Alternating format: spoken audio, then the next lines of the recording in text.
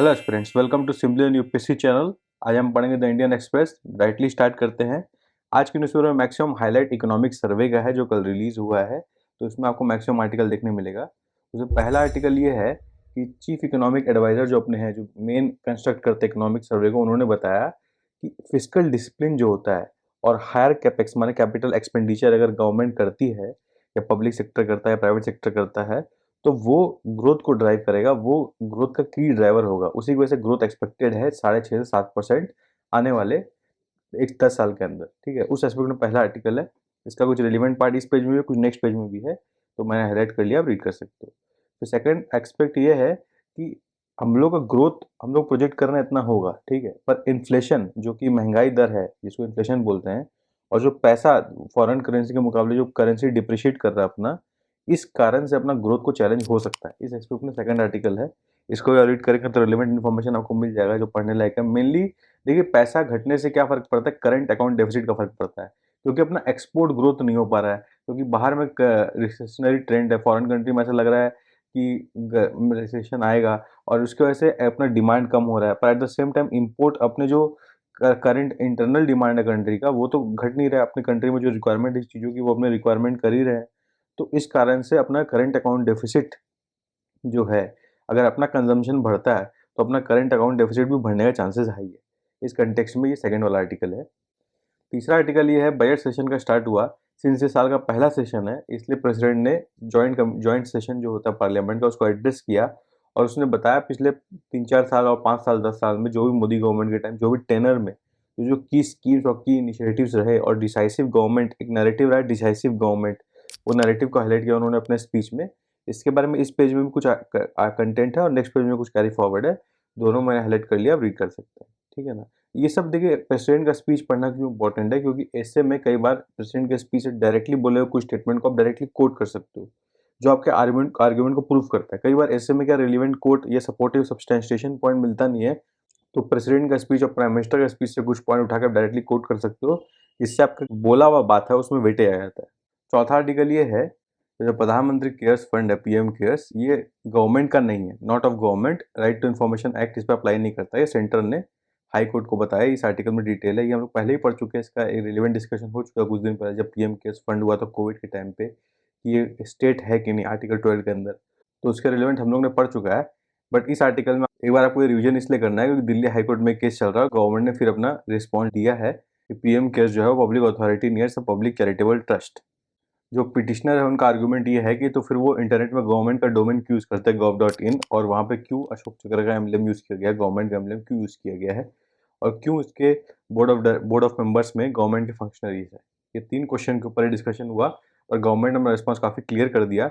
इसमें से देखिए, इस आर्टिकल को पढ़ने से ना आपका पॉलिटिकल कुछ आर्टिकल भी रिवाइज हो जाएगा, जैसे आर्टिकल 12, इसमें स्टेट डिफाइन करते हैं हम लोग, जिसके ऊपर फंडामेंटल राइट्स एप्लीकेबल होता है, तो वो स्टेट का डेफिनेशन भी क्लियर हो जाएगा, आपको रिवाइज कर सकते हो। At the same time PM cares के बारे में पढ़ सकते हो, राइट टू इन्फॉर्मेशन एक्ट के बारे में पढ़ सकते हो। तीनों रिवीजन आप कर सकते हो इसी आर्टिकल के रीडिंग के साथ साथ, तो आपका रिवीजन अच्छा हो जाएगा। Now coming to the next page, second page में देखिए वही कैरी फॉरवर्ड आर्टिकल है। 2-3 कैरी फॉरवर्ड आर्टिकल जो मैंने हाईलाइट कर दिया है, आप रीड कर सकते हो।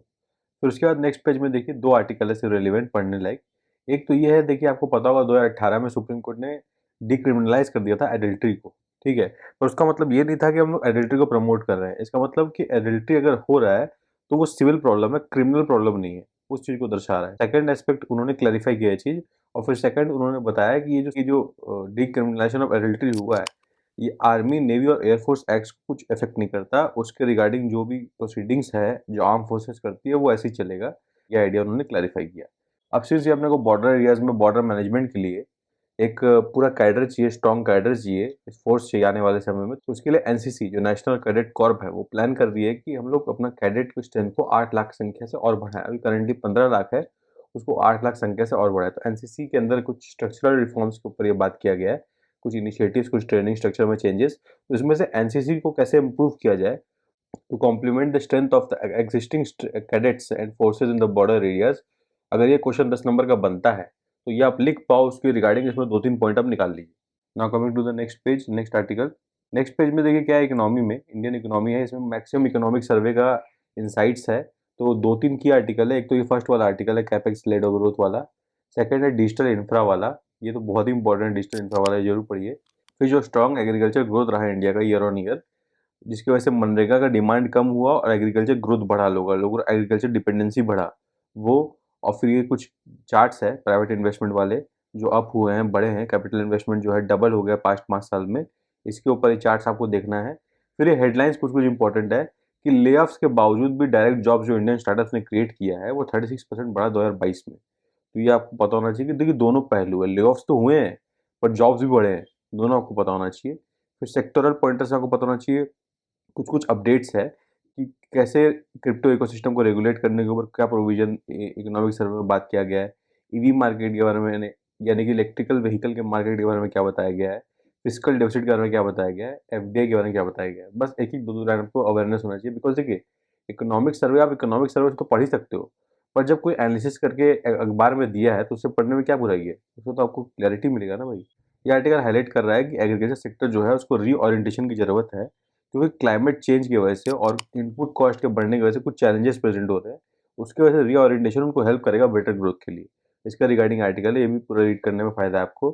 देखिए इकोनॉमी पे जो मेनली सेक्टोरल आर्टिकल्स है और अच्छा आर्टिकल्स है, इसको रीड करना है आपको, इससे आपको क्लैरिटी बनेगा। इसके अलावा इकोनॉमिक सर्वे में जो भी इन्फॉर्मेशन आया है उस पर हम लोग पार्ट बाय पार्ट करके एक वीडियो सीरीज बना के लॉन्च कर देंगे, जो आप लोग एक्सपीरियंस को अंडरस्टैंडिंग के लिए ईजी होगा इकोनॉमिक सर्वे के बारे में। Now coming to the next page, explain page में क्या है कि इकोनॉमिक सर्वे टेकअवेज दिया गया है। ठीक है, ये भी आपको थोड़ा सा रीड करना है, इसमें सेकेंडरी पार्ट है। फर्स्ट पार्ट आप खाली हाईलाइट जो मैंने किया है हेडिंग्स, इसको आप चाहो तो स्किप भी कर सकते हो अगर नहीं पढ़ने का टाइम हो तो।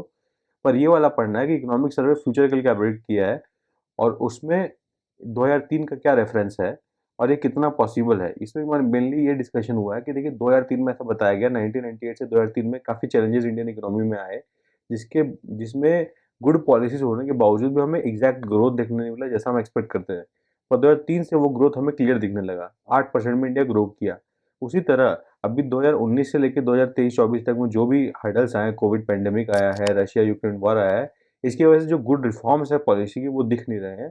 पर 2023 के बाद इकोनॉमी में लगातार अच्छे उसके आउटकम्स दिखेंगे, ऐसा इकोनॉमिक सर्वे का मानना है।